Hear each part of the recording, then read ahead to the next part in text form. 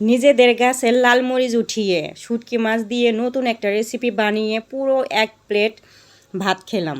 আর রেসিপিটা আসলে অনেকটা দুর্দান্ত ছিল। তো পুরো ভিডিওটা কন্টিনিউ করা যাক, চলুন। আসসালামু আলাইকুম, আমি অনামিকা চলে আসছি সুন্দর আরও একটি ভিডিও নিয়ে। তো আজকের ভিডিওটা আমি দুপুরের রান্না থেকে শুরু করছি। তো দুপুরে রান্না করার জন্য শুটকি মাছ টুকরা টুকরা করে, লোটটা শুটকি নিয়েছি আমি এখানে, টুকরা টুকরা করে পানিতে ভিজিয়ে রাখছি, যেহেতু এটাতে অনেক ময়লা থাকে, পরিষ্কার করার জন্য। আর এদিকে আমি 2টা লেগ পিস চিকেনের মশলা দিয়ে মাখিয়ে রেখেছি, মেয়েরা আসলে ভেজে ভাত খেতে দিব এর জন্য। তো এদিকে কিন্তু আমি অলরেডি ডাল বসিয়ে দিয়েছিলাম। এদিকে দেখি মেয়েরা চলে আসছে স্কুল থেকে, তো ওদেরকে তাড়াতাড়ি ভাত খাওয়ার খাইতে দেওয়ার জন্য লেগ পিস 2টা আমি আগে ভেজে নিচ্ছি, যেন আমি লেগ পিস দিয়ে ওদের ভাত খেতে দিতে পারি। এর জন্য আমি আগে মশলা মাখিয়ে রেখেছিলাম আর এখন ভেজে নিচ্ছি।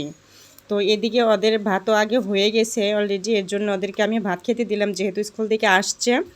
তো ওরা লেগ পিস দিয়ে ভাত খাবে। আর ডালটা আমি এদিকে বাগার দিয়ে নিব, যেন ডাল দিয়েও নিয়ে খেতে পারে লাস্টে এদিকে। আর এদিকে আমার গতকাল কাঁচামরিচ আনছি, সেটার বোটা ছাড়িয়ে শুকাইতে দিয়েছি, যেন পানি ছাড়লে আমি ফ্রিজে রেখে দিতে পারি। আর কাঁচামরিচের যে দাম সেটা তো জানেন।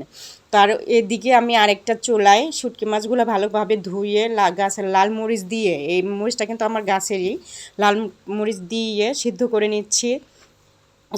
আগে কিন্তু শুটকি মাছটা আমি সিদ্ধ করে নিছি, এরপরে তেলে একটু ভেজে নিব মরিচের সাথে, আর কয়েকটা রসুনও দিয়েছি। আর এদিকে আমি ব্রয়লার মুরগি রান্না করে নিব দুপুরে খাওয়ার জন্য। তো এদিকে আমি কিন্তু ওই শুটকি মাছটা কিন্তু ভাজা হয়ে গেছে অলরেডি, তেলে ভেজে নিয়েছি শুটকি মাছ, আর হচ্ছে লাল মরিচ আর কয়েকটা রসুন নিয়েছি। তো আমি এই ভর্তাটা কিন্তু পাটাই করব, সম্পূর্ণ ভর্তাটা। একটু ঝাড়টা জ্বলে গেছে, যেহেতু আজকে অনেকটা গরম ছিল, তো বাড়তে আমার একটু কষ্ট হয়েছে, তবুও কষ্টের জিনিস কিন্তু একটু টেস্ট লাগে বেশি।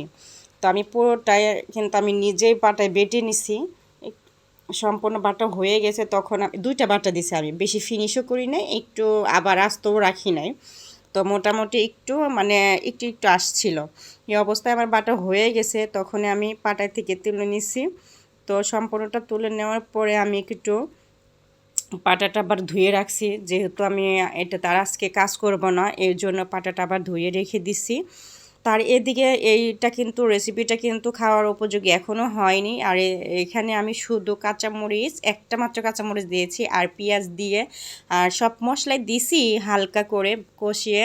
তারপরে ওই যে বাটা যে শুটকি মাছটা, ওইটা আমি এখানে দিয়ে দিছি। আর এটা কিছুক্ষণ রান্না করব।